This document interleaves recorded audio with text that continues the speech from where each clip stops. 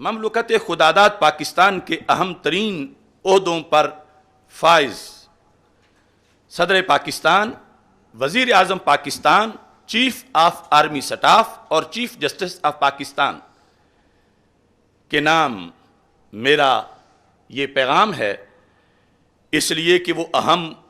عہدوں پر فائز ہیں اور اس ملک کی حفاظت ان کی ذمہ داری ہے۔ اسلام اور استحکام پاکستان کے خلاف آج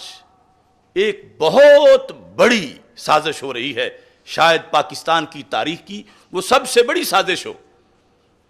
جس کا فوری سدباب کرنا ضروری ہے۔ غیر ملکی اور باطل قوتوں کی اشیرباد سے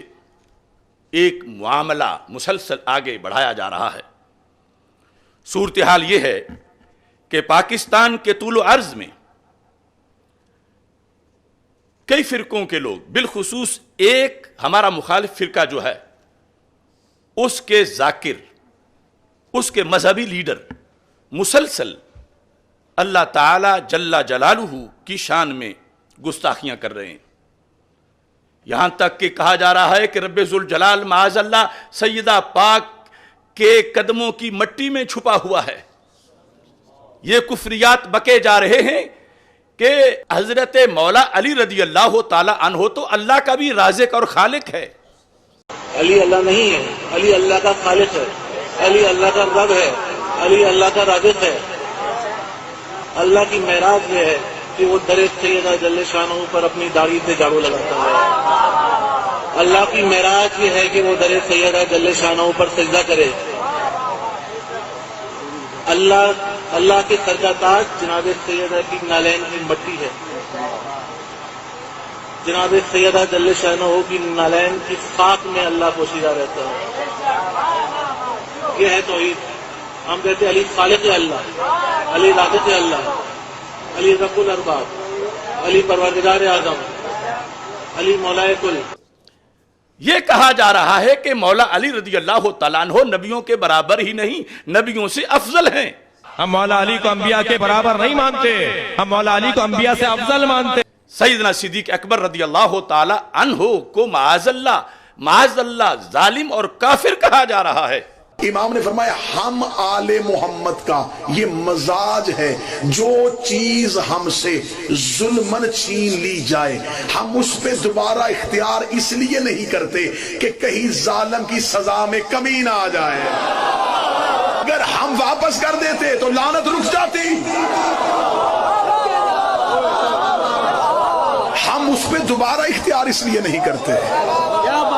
کہیں ظالم کی سزا میں کمی نہ آ جائے۔ کیونکہ ناانصافی اور ہماری جوڈیشری کا بیڑا غر اس دن ہو گیا تھا جس دن فاطمہ زہرا علیہ السلام انصاف لینے کے لیے دربار گئیں اور ان کو انصاف نہیں ملا اور نعوذ باللہ ان کو جھٹلایا گیا ان کی گواہی کو۔ تو یہ جوڈیشری تو اس دن ہی بیڑا غرق ہو گئی تھی۔ اب میرے پہ چاہے فتویٰ لگا دیں یا جو مرضی کر دیں، آئی ڈیم کیئر۔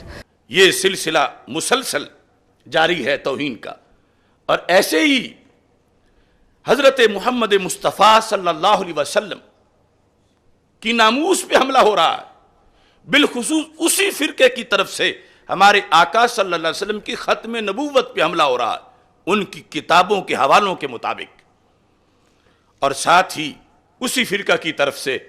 اہل بیت اطہار رضی اللہ تعالی عنہم اور خلفائے راشدین اور دیگر صحابہ رضی اللہ تعالی عنہم اور ائمہ امت کے بارے میں گستاخیاں کی جا رہی ہیں۔ ان مبینہ اور اعلانیہ گستاخیوں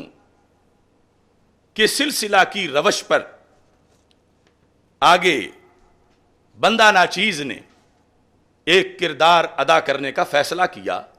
اور سال ہا سال سے وہ کردار اللہ کے فضل سے میں ادا کر رہا ہوں کہ میں نے ان کی غلطیوں کو اجاگر کیا، میں نے ان کو دعوت اصلاح دی،